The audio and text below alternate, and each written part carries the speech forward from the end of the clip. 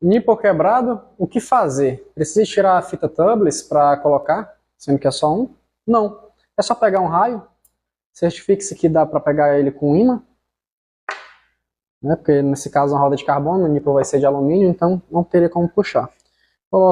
Rosqueia um pouco do raio, corta o excesso dele, e agora você consegue pegar o nipple.